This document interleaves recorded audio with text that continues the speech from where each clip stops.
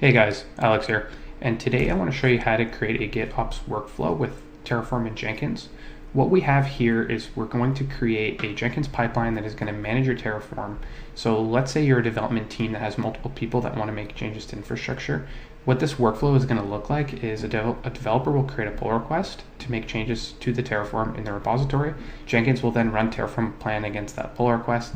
If the pull request succeeds, Jenkins is gonna mark that pull request as successful, and then someone can approve that pull request. And once it gets merged, Terraform is gonna launch another build against the Terraform that's in master, and then it's gonna apply all those infrastructure changes. So it's a good way to work with multiple developers on infrastructure, and it's an easy, cleaner way to manage your Terraform. And the state is going to be stored remotely in S3. And this is the repository that I've created. I'm going to link this in the description. And let's get started on configuring this. So I'm just going to go through some requirements and prerequisites before we get started. So we're obviously going to need Terraform installed on Jenkins. We're going to need the correct plugins installed on Jenkins. We're going to need the GitHub access token. This is going to be required for cloning the repo as well as setting up webhooks. And we're going to need AWS credentials. This is going to be to actually run the Terraform against your AWS account, and then the S3 bucket, which Terraform is going to store the state in. So we're going to have to create an S3 bucket for that. Once you set up your bucket in the main.tf file, there's this section of code here. And what you would do is once you create your bucket, it has to be a unique name. I'm using terraform-bucket-alex, but you can rename this to the bucket that you create so it knows where to look for the Terraform state. And we also are going to need a few plugins here. So I've linked them all here. We're going to need the workspace cleanup plugin. We're going to need the credential binding plugin for storing credentials, the ANSI color plugin, which is for terminal color outputs for the Jenkins build. We're going to need the GitHub plugin to clone repositories. The pipeline plugin is required, which if you're using a new enough Jenkins issue might come by default, but don't quote me on that. And we're going to need the CloudBees AWS credentials plugin, which is required to store AWS credentials so we can reference them as environment variables. So let's go ahead and go to S3. I've already, like I said before, created this bucket. You can easily just press the create bucket, name your bucket, and make sure you make a note of that. And then you can reference that in the your Terraform S3 definition. Once you have that working, we're also going to need to set up GitHub credentials. And this part's a little tricky, so I'll show you how this works. We're going to go to Jenkins, so go to your Jenkins server. Under Manage Jenkins, there is going to be a Configure System option. So we're going to click on Configure System. My Jenkins is a little slow.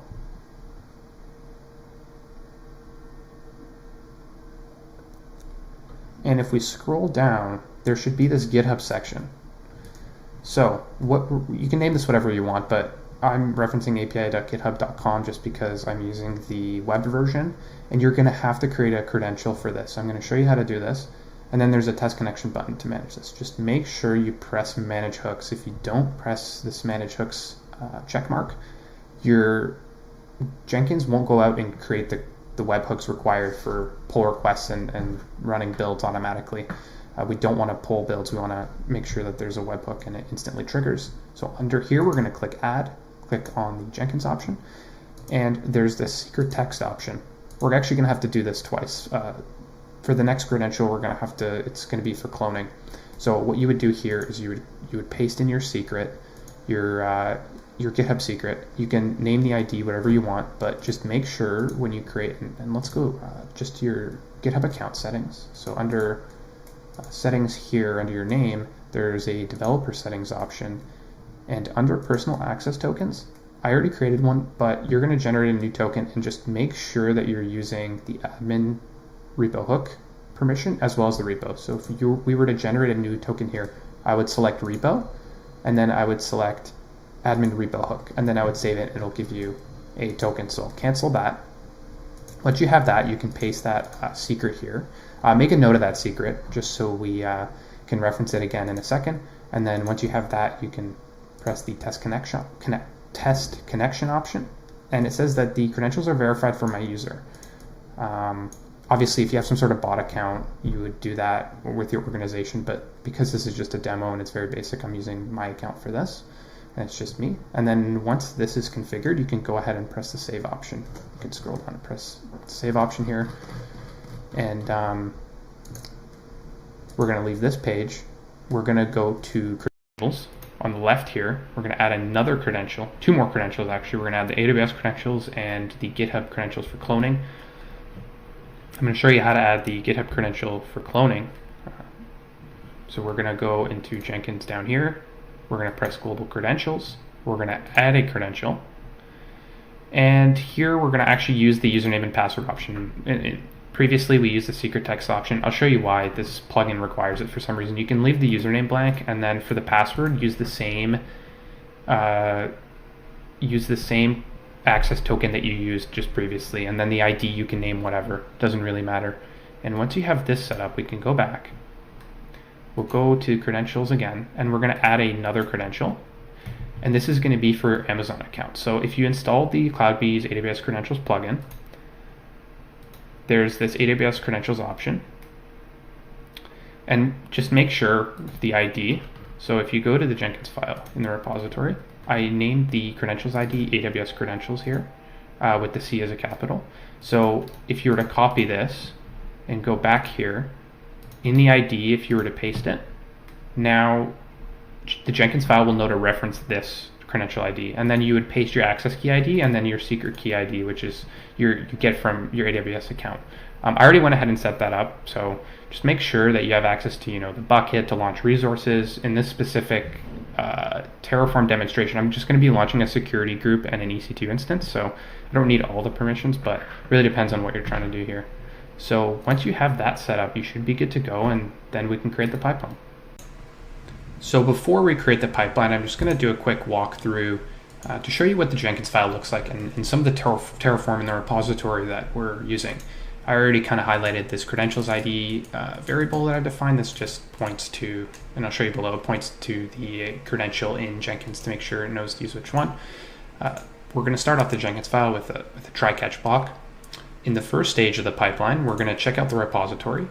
Here we're going to clean the workspace to make sure that we're running in a clean folder with no previous files so we don't cause potential issues with the Terraform state. And then we're going to check out the repository. So it's going to clone the repository. In the next section here, in the next stage, we're going to run Terraform init. And this is kind of assume you kind of know the basics of Terraform, but really just going to run the Terraform init command. You're probably wondering what this kind of really ugly with credentials section looks like. What I had to do is I had to use the credentials binding option to then reference a class for the CloudBees plugin. I didn't find a cleaner way to do this. This is how we reference the AWS access keys as environment variables. If anyone has a better way, please leave a comment. I'd really appreciate it. You could also put this in a function if you wanted to, but for the purpose of this very simple pipeline, I just did it like that. And then in the next section, in the plan section, we're just running Terraform plan. This is to basically a dry run for the Terraform resources. And then here there's an if statement of if the branch is master, then run Terraform apply and then Terraform show. The reason we're doing this is because if someone creates a pull request, we don't want the pull request to run Terraform apply. Only when the build is passed and it's been approved and it's been merged, then when it's in the master branch, it'll run the apply stage. And then that's when it's going to actually apply your infrastructure changes. I'm passing in this dash auto approve flag, and this is because Terraform after a certain version requires you to type yes, and this just passes that command so you don't have to worry about it. And then it's going to do Terraform show, which is just going to show the state and all the things, and then some success failure stuff here with the try catch block that I defined. So now that we looked at the Jenkins file, we can just look at the main.tf file, which is very simple. We have the S3 bucket defined here for the state. We have the Amazon provider defined here. We have the AWS instance defined, so I'm just referencing the AMI. I want one instance, the key name, the security group, the instance type, and then the name of the server. So if you go to the variables section here, you can actually see where I'm defining these values. So using an Nginx AMI, a T3 small instance, this Terraform key that I pre-created, and just one instance. And then just the security group. And here we have port 80 and port 22 that are open, and then I'll demonstrate later we're going to close one of the ports just for demonstration purposes of the workflow. So now that we know how the Terraform looks, we can go ahead and actually now create the pipeline. So let's go back to Jenkins. So we're going to press this create new jobs parameter. We're going to do a multi-branch pipeline here. I'm just going to name this Terraform. And we're going to press OK then. For the display name, again, I'll just do Terraform. And we're going to actually, under branch sources here, we're going to select GitHub. And remember I talked about the credential here? You're going to select that username credential with the blank username and the access key, and it right away showed up a GitHub username. So we're going to then paste my username in here because I'm the owner of the repository we want to select. And we're just going to select GitOps Terraform Jenkins here. And that's pretty much it. None of these other changes I'm going to change right now. They're fine as default. You can scroll down, and then we'll just press the save option here. So now it's scanning the repository, and it says that there is a Jenkins file found, created the branch master. It's going to run the branch master now. And if we go to the repository here, under settings and under webhooks, we can see that a webhook was created. So because we had that permission that I was telling you to create for managing hooks, Jenkins went ahead and created the webhook for us. So this is an automated way of doing it, and it's going to create pull request and push. So it's going to know to listen for those events. So if we go back to the repository, you can see here, let's go back to Terraform. Our build passed, fantastic. So if we click the build now, we can see the pipeline here, the init stage, the plan stage, the apply stage, and then the show stage because we ran it against the master branch. Let's press our build. Let's go to the console output. There's a whole bunch of stuff here for the Terraform plan here specifically. It's going to say create these things. It's going to apply it, and then the Terraform output actually gave us an IP address, so we can copy that. And yeah, so our instance should work. Let's copy this again, and then let's just paste this, and then enter that. So this loads in a second.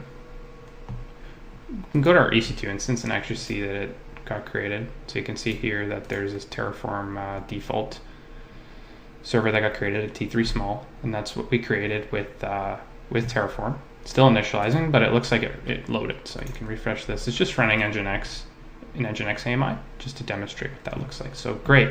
Now we have a server and our workflows working. What we can do next is we can actually make a change.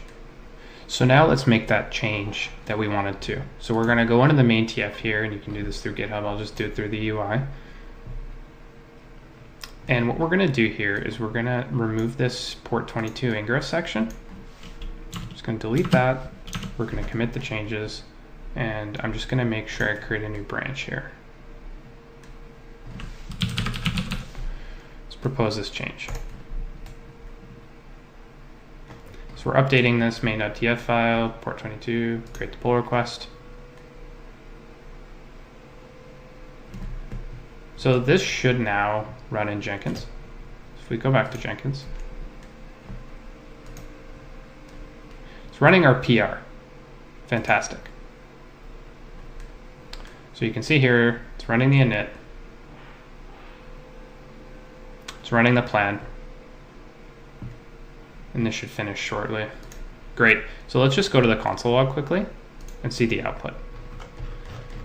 So if we look here, we can see that it's going to perform the following actions. It's going to change this. It's going to remove port 22, want to change, and that will get changed once it gets merged. Okay, so we just want to set up a branch protection rule now, and we're going to go in the GitHub repository, and we're going to go under settings, and we're going to go under branches here. We're going to create a new rule. We're going to name this master. We're going to require pull request reviews before merging. One reviewer is fine. We're going to dismiss stale ones when new commits are pushed. We're going to require a review from the code owners. We're going to require a status check to pass before merging, and we can select PR merge here. And then we can require that the branch is up to date. Great. So now that we have this branch protection rule, we can prevent people just merging their own pull requests, and if the build fails or If it fails, we don't want them to merge it, so this will prevent that. Build needs to succeed. So if we go back to the pull request and click on it, you can see that there's been one successful check. So this required check is passed. But now it's saying it requires approval. I can't approve my own pull request, unfortunately. So let's go back. Because I'm an admin, I mean, this is cheating a bit, but I can just merge it. Use my admin powers. So we're going to confirm this merge. You can delete the branch too. So now the build should be running. So let's go to Jenkins. You can see here master build is running. So click Terraform there, and we'll let this run. So this just ran. So let's click it. You go console output. Scroll down. Yep, those are the changes we wanted. We want to remove port 22. Want to change, and then it applied that change. So here it should say apply complete. Awesome, that's fantastic. We can actually go into Amazon, and let's just refresh here. This is my instance, Terraform-default, and I can go down and view the inbound rules. So you can see now only port 80 is open. So that worked as expected, which is great. So to summarize, I showed you how to create a GitOps Terraform Jenkins workflow, showed you how to create a Jenkins file that works with Amazon, and I can initialize the Terraform, run the Terraform plan, and apply commands against it. I showed you how to set up that branch protection, so if someone makes a change, makes a pull request, they can't merge their own changes like I tried to do, and they can only merge that change if the status check has passed and someone approves that. And I'm hoping you found this video valuable. I will leave a link to all the links that you need for this. I will also leave a link to my social media profiles if you want to reach out. Please leave any feedback in the comments, and I'm hoping you found this video valuable. Thank you.